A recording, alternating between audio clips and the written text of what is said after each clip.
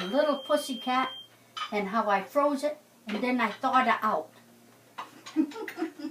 The kitty was only half grown, and she loved to play in paper bags. So every time I get groceries, I'd put the bags on the floor, and she would run and jump in the bag and slide across the kitchen floor. So I'm in a hurry getting the groceries put away, and I don't pay no attention to her. And at that time, the bread paper was like crispy, like wax paper. And she liked to hear that, and when she heard it, she'd jump in the bag and fly across the floor.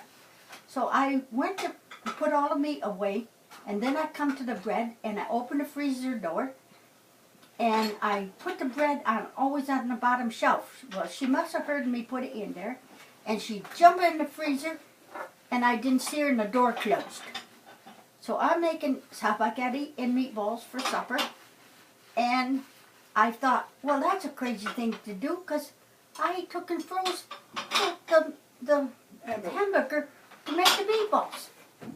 So I don't know how many minutes it was going by, and I go over, and I'm in a hurry because the kid's supposed to be home from school in 15 minutes. And I took and got the hamburger out, and something fell on the floor. So I thought it was just a loaf of bread.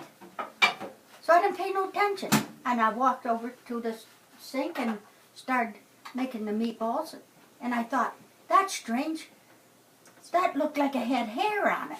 Whatever fell out of that freezer, it looked like it had hair.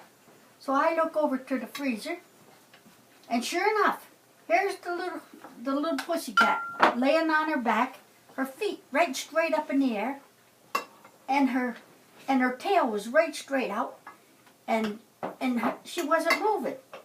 So I go over and I listen to see if I had a heartbeat, and it was very, very, very light.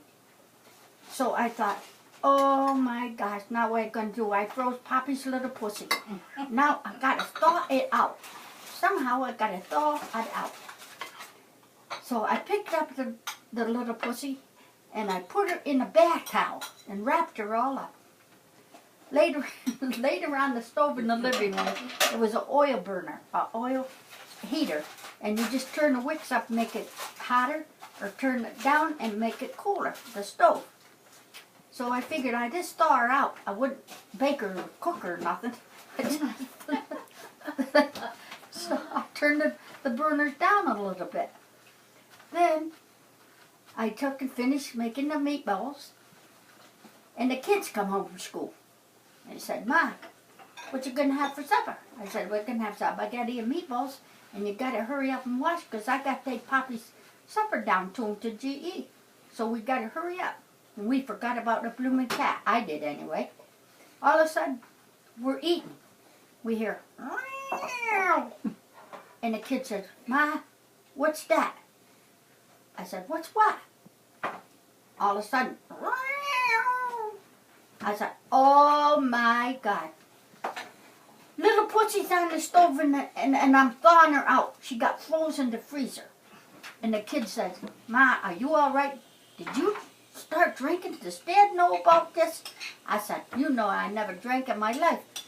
I did froze the pussycat, and now I'm thawing her out. So we all go in the living room, and here's the little pussy on the top of the stove trying to dig a hole through the towel because it got a little too hot for her, I guess. So I take it, and I told the kids, okay. They said, how you going to know if it's thawed out, Ma? I said, well, when I picked her up off the floor, her eyes were going 90 miles an hour around the circles. And her heart was just barely beating. So I put her on the stove. They said, okay, we'll unwrap her head and see how her eyes are. Maybe if her eyes are straight, she's going to be okay. I said, yeah, if her eyes come straight, then she's all thawed out. So we undo her head, and instead of the eyes going around the circles, they went together right against her nose, like that. They said, oh, Ma, she ain't thawed out yet. Her eyes are cross-eyed. We got to wrap her back up. So we wraps her back up, puts her back on the stove. And so Terry kept saying, my oldest boy home, he said, Ma, don't forget the cat. Her eyes wasn't straight. We can't leave her in there. No more. I said, no more. I was going to say, well, let's go check her on again just to make sure. She come flying out of that living room, across the floor. I sat here at the table. She cleared my shoulders, took everything off that table like a hurricane, just went meatballs up to the ceiling, sauce down the walls, and the cat flew and hit her head right in the kitchen door and knocked her out colder than a mackerel again. She didn't know nothing. There she was on her back again, her feet up in the air, and I don't even know what her eyes looked like then. And I had to take his supper down to GE, so I said to him, I said to the kids, just let her stay there. She'll come too, and then let her do whatever she wants to do. Don't even pay no attention to her at all. So I said, if she wants to go and lay down on her little chair, let her go. And so she goes, and I come back home.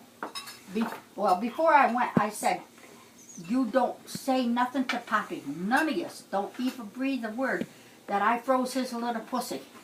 So she says, no, we won't say nothing, Mommy. I come home back, and when I went down to get Poppy 10:30 at night from GE, here's my littlest one, Russell. He's up. Daddy says, what are you doing up? You're supposed to be to bed when I come home from work.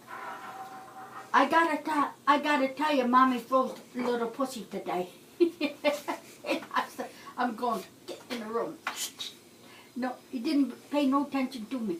He just kept saying, Mommy froze a little pussy. She didn't come to yet.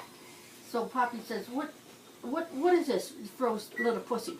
Because every night when he'd come home from work, he'd sit on the couch, pick up his newspaper, and she would come and she'd walk right over to him, jump up on under the paper and lay there until he read his whole paper, and she'd lay right across his lap.